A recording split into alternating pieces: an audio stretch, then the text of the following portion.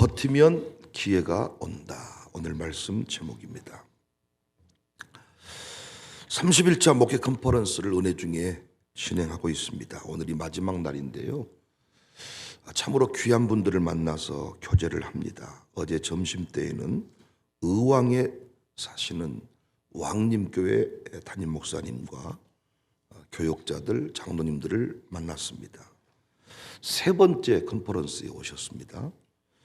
처음에 유튜브에서 저를 만나고 담임 목사님 홀로 달려오셨는데 중간에 목사님 부친께 소천하셔서 중간에 가시게 됐어요.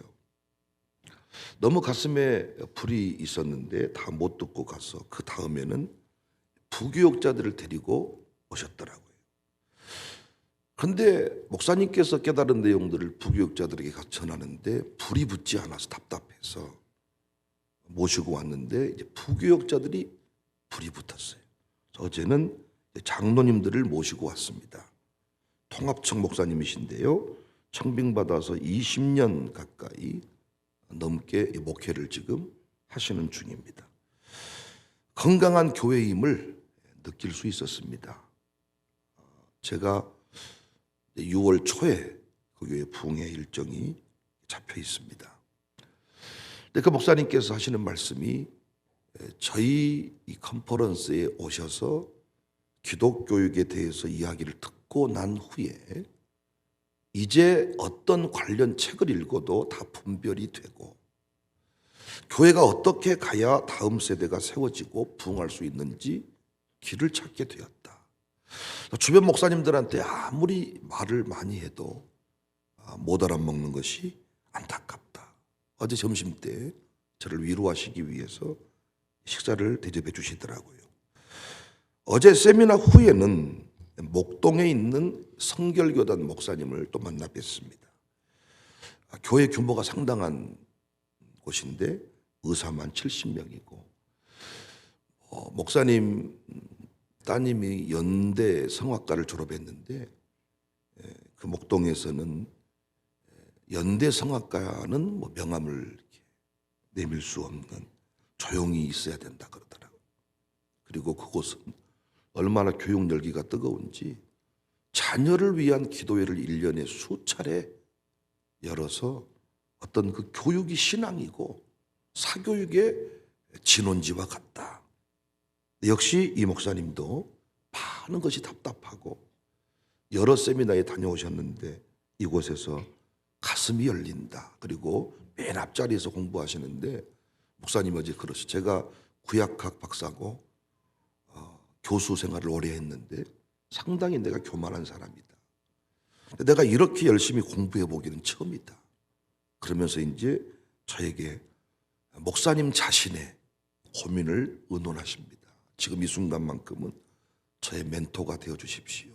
그러면서 고민의 이야기들을 함께 나누셨습니다. 노예 장로님들도 이번 컨퍼런스에 참여하고 있습니다. 그리고 그분들과 함께 한국가족은행을 만들자 지금 얘기하고 그분들이 흥분하고 있는 상태입니다. 광주 무등교회 우리 전체 당회원들이 참여하고 있습니다. 장중앙교회는 30명 넘게 이번에 참여를 하고 있고 장로님들이 지금 벌써 서너 차례 이상 오신 것 같아요. 간지 1년이 지금 조금 넘은 걸로 제가 아는데 그 1년 안에 100년 넘은 장중앙교회 장로님들을 지금 순차적으로 어떤 분은 지금 다 참석하신 것 같고 순차적으로 계속 참여케 합니다. 그분들이 공통적으로 제게 와서 하는 말이 어떻게 이 엄청난 일을 했습니까? 어떻게 참 그렇게 많은 것들을 깨달았습니까? 축복을 해주시더라고요. 답은 하나였습니다. 버텼습니다. 그랬더니 우리 옆에 있는 우리 직원들이 3명 놓고도 우리 목사님은 세미나 하셨습니다.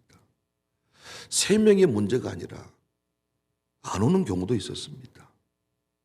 안 오는 경우도. 언젠가 설교했지만 믿음의 또 다른 이름이 버티기입니다. 신자의 또 다른 이름이 버티는 자입니다. 최근 우리 교회에 큰 부자가 왔어요. 한 150억대 자산가라고 합니다.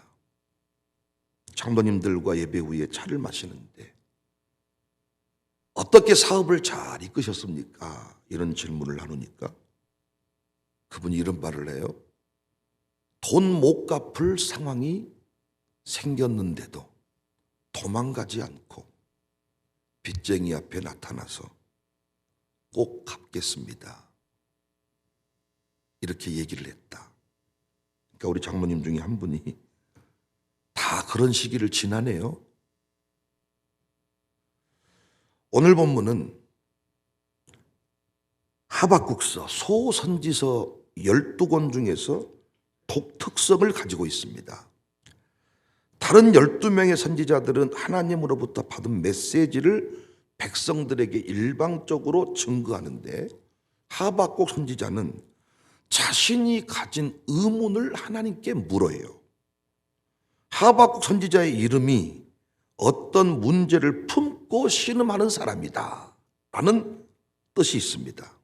하박국 선지자가 품고 씨름했던 문제들은 그가 살고 있던 때 문제이기도 하지만 오늘날 우리가 겪고 있는 문제이기도 합니다. 사람들이 현실적으로 그 안고 있는 문제들을 하나님께 질문한 거예요.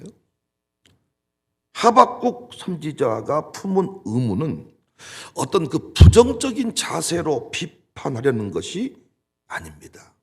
사실 우리 신앙에 있어서 모세, 에레비야, 욥, 하박국과 같은 정직한 질문들이 신앙 성장에 도움이 될 때가 많아요. 왜 10의 1종 헌금해야 된답니까? 이런 질문도 상당히 유익한 질문들입니다. 하나님을 안 믿겠다는 게 아니라 좀 더 잘하고 싶습니다. 그러니까 신앙생활에 질문이 필요 없는 거 아닙니다. 하박국 선지자는 하나님에 대한 지식이 없어서 질문한 게 아니에요. 하나님에 대한 지식과 현실에서 일어나는 일이 달라도 너무 다르니까 질문을 한 겁니다. 하박국 1장에서는 은혜로우시고 자비하시며 공의로우신 하나님이신데 어찌 그 유다의 간악과 패역이 횡행하고 율법이 해이해지고 공의가 왜곡되는데 가만히 계십니까? 하나님 무관심하신 분이 아니십니까? 왜 가만히 계세요? 여러분도 우리가 어떤 고난을 만났을 때 하나님 무관심해 보이잖아요. 아무것도 안 하고 계신 것 같잖아요. 질문을 한 거예요. 그런데 하나님이 무관심한 것이 아니라 바벨론의 군대를 일으켜서 악한 너희를 치려고 준비한다 그래. 하박국이 또 놀랐어요. 아니 내 아들 딸들을 징계할 때 깡패를 들어 징계해요?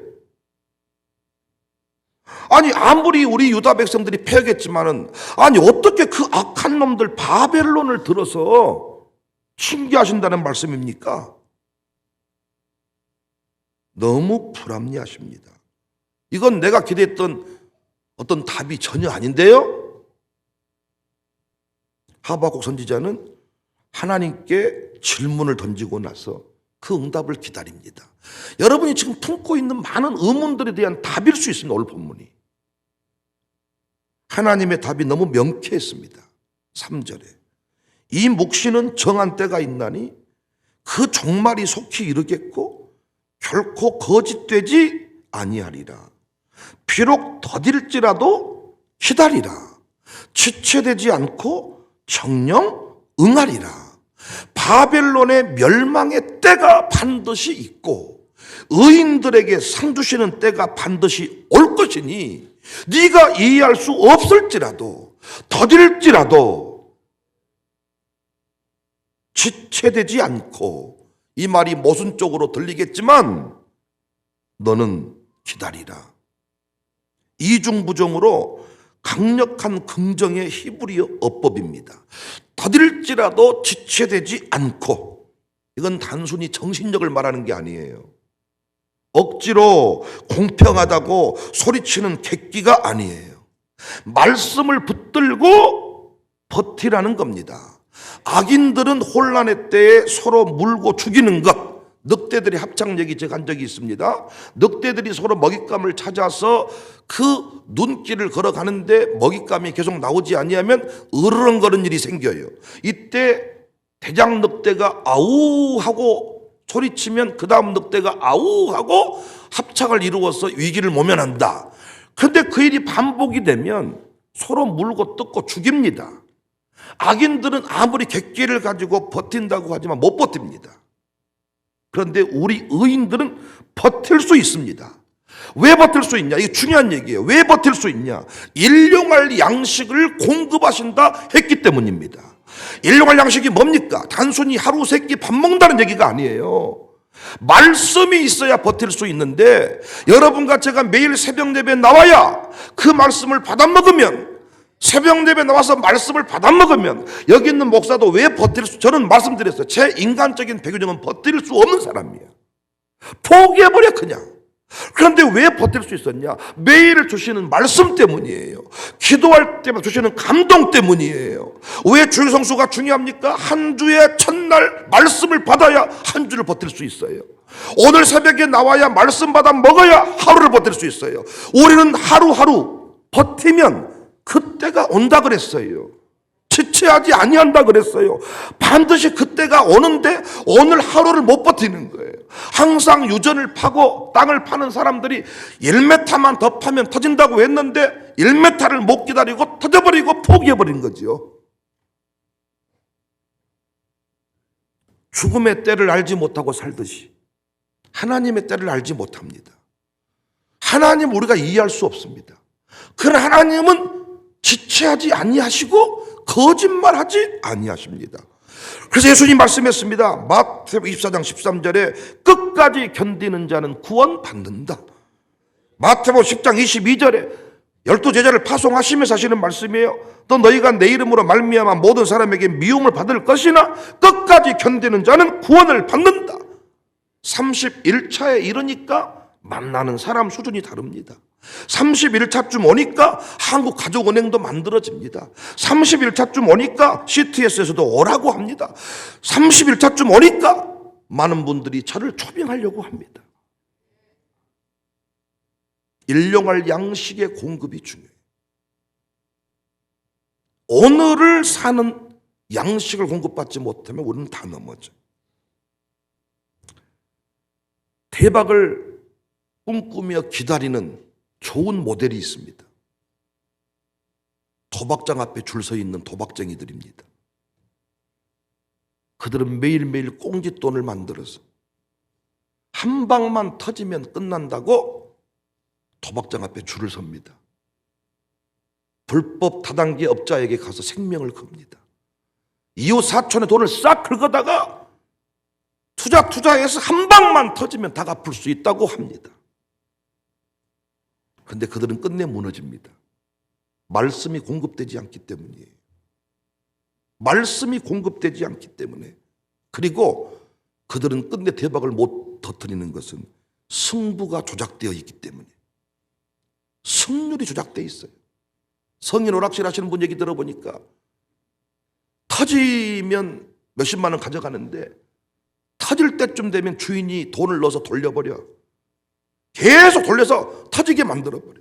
한 번 터지면 그 기계는 하나도 안 터질 거잖아요. 이미 주인의 입장에서 터질 기계 안 터질 기계를 거의 조작을 해놓았는데 올해는 그 기계를 잡고 대박을 터질 것처럼 몸부림을 칩니다. 그러다가 끝내 물고 뜯고 죽이지요. 그런데 우리는 왜 버틸 수 있습니까? 왜 버티면 대박입니까? 왜 버티라고 말합니까? 하나님의 말씀 때문입니다. 그래서 무화과 나무가 무성하지 못하고 포도나무 열매가 없으며 감람나무에 소출이 없고 밭에 먹을 것이 없으며 우리의 양이 없으며 애양간에 소가 없을지라도 버텨야 돼요. 누가 의인이냐? 버티는 사람이 의인입니다. 오늘 본문에 보세요. 보라 그의 마음은 교만하며 그 속에 정직하지 못하나. 4절 의인은 믿음으로 말미암아 산다. 그 믿음이 무슨 믿음이에요? 버티는 게 믿음이잖아요. 기다리라. 더딜지라도 지체하지 아니한다. 우리가 의인을 잘못 이해해서 꽃길만 걷는 사람이라고 생각합니다. 아니에요. 의인은 버티고 견디고 이긴 사람입니다. 저는 어제 희생하면 기회가 온다, 희생을 택하면 기회일 수 있다. 오늘은 버티면 기회가 온다네요. 왜 계속 기회에 관한 말씀을 하는지 성령께서 감동 주셔서 전합니다. 받을 사람이 있어서 이 설교 하게 하셨겠지요. 기회를 찾고 있습니까? 버티세요. 견디세요. 그런데 우리 의지는 약합니다. 우리 주변에 우리 도울 사람도 없습니다. 그런데 말씀을 받으면, 성령의 감동을 받으면, 성령의 능력으로 기름 부음을 받으면 우리는 오늘 또 버틸 수 있습니다. 그래서 선조들이 왜 그렇게 매일 새벽 예배 나와서 생명을 걸었는지. 땡 끝나면 가는 것이 아니에요. 일 때문에 빨리 끝나고 가려면 일찍 오셔야지요. 지금 인생이 위기라면서요. 사람들이 이루어주지 않는다고 성질내지 말고, 어떻게 목사가 여러분을 다 이루어줄 수 있겠습니까? 여러분은 저 이루어 주시나요? 남편이 어떻게 아내를 이루합니까? 아내가 어떻게 남편을 이루합니까? 이루하려고 노력하지만 진짜 근본 이루는 못하는 거예요. 오늘 또 성령님이 내게 말씀하시는 거 들으셔야지요. 왜 지하 동굴교회 모이면 만나면 걸리면 목 잘리는데 왜 모이라고 했냐고요? 성령이 교회들에게 하시는 말씀을 들어야 오늘 살 수 있기 때문이에요. 목사가 괜찮다고 해도 성령이 하시는 말씀을 들어야죠. 밥 한 끼 먹는 건 그건 짧은 이론입니다.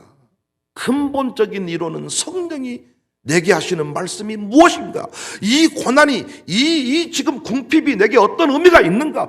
지금 이 환란이 왜 내게 왔는가? 이 아픔이 왜 내게 있는 것인가? 코로나가 왜 우리 교회에 왔는가? 이걸 깨달으면 우리는 이길 수 있잖아요. 우리 고난의 때 경험했잖아요. 두려웠는데, 앞길이 안 보였는데 말씀이 공급되니까, 말씀을 받으니까 오늘 하루를 살 힘이 생겼잖아요. 함부로 속단하지 말고, 경거망동하지 말고 버티고 견뎌라. 3절 이 몫이는 정한 때가 있나니 그 종말이 속히 이르겠고 결코 거짓되지 아니하리라. 비록 더딜지라도 기다려라. 지체되지 않고 정령 응한다. 때려치우는 게 사명인 것처럼 살지 말고 견뎌라. 기다려라. 너 담임 목사로 세울 때 주신 응답 있잖아. 그런데 살다 보면 그 응답이 희미해져요. 기도 많이 안 하면. 말씀 붙들지 않으면 그 응답이 희미해져요. 믿어지지 아니해요. 하나님 눈에 보이지 않냐니까. 그래서 매일 새벽 예배가 너무 중요해. 나와서 기도하는 게 너무 중요해. 말씀 받고 그 말씀 붙잡고 기도하는 시간이 너무 중요한 시간이에요. 계시록 6장 9절에 다섯째 인을 떼실 때에 내가 보니 하나님의 말씀과 그들이 가진 증거로 말미암아 죽임당한 영혼들이 큰 소리로 이르되 어느 때까지 우리 피 언제 갚아주실 겁니까? 억울함을 호소합니다. 역시 의인들은 피 흘리는 사람들이네요. 피 흘림의 때가 있네요. 계시록 8장에 우리는 계시록 내용 너무 잘 아니까 일곱째 인을 떼실 때에 하늘이 반 시간쯤 고요하더니 내가 보면 하나님 앞에 일곱 천사가 서 있어. 일곱 나팔, 이 나팔이 무슨 나팔인지 알잖아요. 재앙의 나팔입니다. 진노의 나팔입니다. 또 다른 전사가 와서 제단 곁에 서서 금양로를 가지고 많은 양을 받았으니 이는 모든 성도의 기도와 합하여 보좌 앞 금제단에 드리고자 합니다. 심판의 내용과 기도의 내용이 절묘하게 합쳐져 있죠. 심판이 그냥 이루어지는 것이 아니라 하나님의 이 백성들의 기도와 연결이 되어 있습니다. 4절에 향연이 성도의 기도와 함께 천사의 손으로부터 하나님 앞으로 올라갑니다. 그 향로를 가지고 제단에 불을 담아 땅에 쏟은 것이 계시록의 심판의 내용입니다. 여러분이 지금 기도하고 있다는 것은, 기도가 되고 있다는 것은 응답의 사인입니다. 기도가 되고 있다는 것은, 기도가 된다는 것은 하나님이 일하고 계시다는 거예요. 여러분 흔들리시지 말고, 경거망동하지 말고, 고난의 때에 말 함부로 하지 말고, 되는가 봐라 손가락 잘라버린다 이런 소리 하지 말고, 진짜 잘라버리려니까. 그러면 도망가실 거면서. 말 잘못 해놓으면 그것 때문에 죽잖아요. 그것 때문에 교회 떠나잖아요. 자존심 있어가지고. 경거망동하지 말고, 함부로 내가 내 인생 비관하지 말고, 함부로 내 입으로 내 새끼들을 비방하지 말고, 내 새끼는 끝났습니다 그런 소리 하지 말고, 의사가 안 된다고 했습니다 그런 소리 하지 말고, 경거망동하지 말고 그 문제를 두고 기도하는 것입니다. 약해지면 또 말씀을 듣는 것입니다. 그래도 두려우면 기도를 더 많이 하는 것입니다. 말로는 두렵다고 하면서 기도하지 않으니 계속 두려운 것 아닙니까? 오늘 또 말씀을 들으니 힘이 나잖아요. 야, 버텨라 윤영아. 그래서 어떤 결정을 해야 되는 사람이 있다면 오늘 말씀이 응답 아닙니까? 버텨라, 기다려라. 의인은 꽃길만 걷는 사람이 아니다. 이 땅에 의인의 길을 걷는 모든 사람은 다 고난의 때, 불합리한 어떤 이런 상황들을 견디는 때 다 지나왔다. 위로가 되지 않습니까? 사람들의 말 들으니까 믿어도 왜 그따위다냐, 너는 이미 끝났다, 그런 말 들으니까 약해져 버린 거잖아요. 그래서 기도하는 것입니다. 매일 새벽 예배, 주일 성수, 교회 사랑, 어떤 중요한 일을 해도 본교회로 돌아와서 말씀 받지 아니하면 너는 조만간에 자빠져. 주일 성수가 그렇게 중요한 거예요. 새벽 예배가 그렇게 중요한 거예요. 그런데 우리 교회 보면요, 힘들다고 말은 하고 나는 거지 됐습니다 말해놓고 오늘도 새벽에 안 보인 사람이 있어. 할 말 없습니다. 신방 안 온다고 성질 내지만은 신방 가서 할 말은 하나요. 기도하셔야 돼. 신방 가서 밥 사드리는 것도 한두 번이지 그거 위로 안 돼. 아닙니까? 기도하시는 거죠. 오늘 또 기도하시면서 하나님의 때 왜 지금 이런 상황이 왔는지를 응답받으시고 일용할 양식 공급받아 우리 모두 버팁시다. 이깁시다.